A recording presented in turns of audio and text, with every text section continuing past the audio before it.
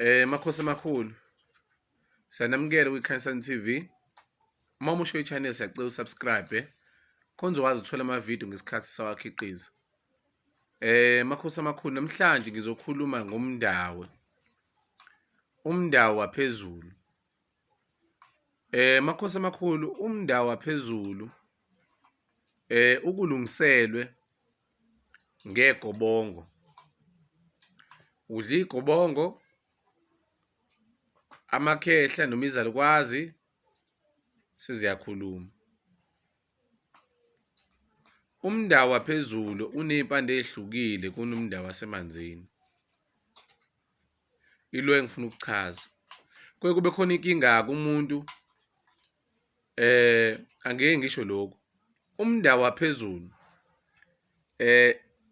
uyakwazi ukuthi ulungisele umuntu onesinguni, ngoba phambilini sasisahlangene sama-Afrika singahlukani ukuthi kube khona iXhosa, umZulu, uMpedi, abantu bako-Malawi, abantu bako-Ghana, abantu bakoba, i-continent esahlangene ingahlukani.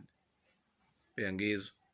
So uyakwazi umdawo waphezulu ukulungiselela ngani ngesinguni, noma umuntu onesinguni uyakwazi ukulungiselela menalo ulwazi lawo. Iy'mpande zomdawo waphezulu awufani nomdawo wasemanzini. Isikhathi esiningi umdawo waphezulu akulona idlozi lomcebo. Angiphindi, akulona idlozi lomcebo. Futhi umdawo waphezulu awufani nowamanzi. Owamanzi uyafemba, uyakwazi nokudonsa iy'poki. Uma uney'poki ey'nyaweni uyakwazi ukuy'donsa ukhiphe nemoya emibi. Uya-roleplay-a. Uma kukhona into eyenzeka kuwena embi, mekuhlola loyo muntu uya-roleplay-a. Sesithi mhlawumbe khona umuntu owakwazama ukugwaza. Umdawo wamanzi mase uyohlola kuloyo muntu uzo-roleplay-a sengathi khona umuntu ofuna ukugwaza, uzosukuma athathe into engathi izikhali aqonde kuwena sengathi uwuhlanya, engathi ufuna ukugwaza, kodwa futhi uzokhuluma, kukhulume loyo moya waloyo muntu.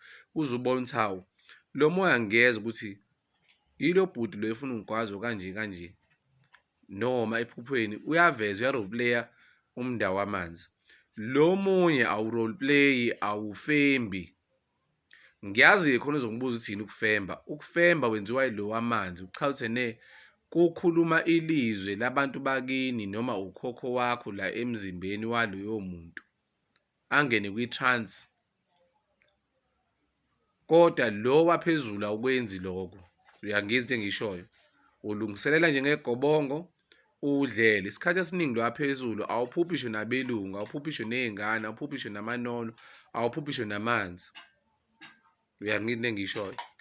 Ekufanele ngikucacisele amakhosi amakhulu. Uma uphupha amanzi,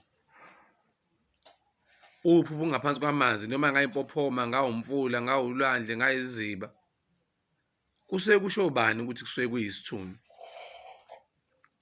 Ngoba umdawo lo wamanzi uyakwenza lokho, abaluzi bayakwenza lokho, inzuza iyakwenza lokho.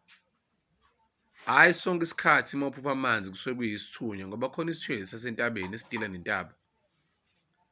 And futhi uma uphupha amanzi akusho ukuthi kusuke kuyisithunywa, kungenzeka ukuthi kusuke kuyindawo noma kuyini, kuyisidalwa samanzi okuyinzuza. So ekuphupheni kwakho amanzi akusho futhi ukuthi kusuke kuyinzuza noma kuyindawo noma kuyini. Mhlawumbe kusuke ukuthi wena uyisangoma kufanele sihambe siyongena emanzini, bakuthwasise ngeke sibonakalise abantu bakini, noma fa ugcina uye khona, noma kukhona iy'khwama ezikulindele emanzini. Le ndaba-ke yokulanda umdawo emanzini iyona engizobe ngikhuluma ngayo ngokulandelayo.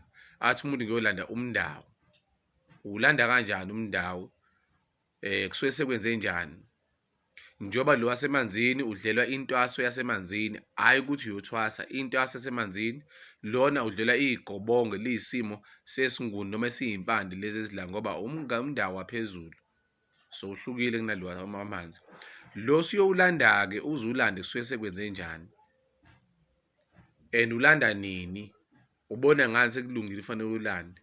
Izona zonke izinto efanele sikhulume ngazo, kodwa kuloku kulandelayo sobe sigxila kakhulu kukona lokho, nokuthi umdawo uyini kule vidiyo ezolandela ungubani.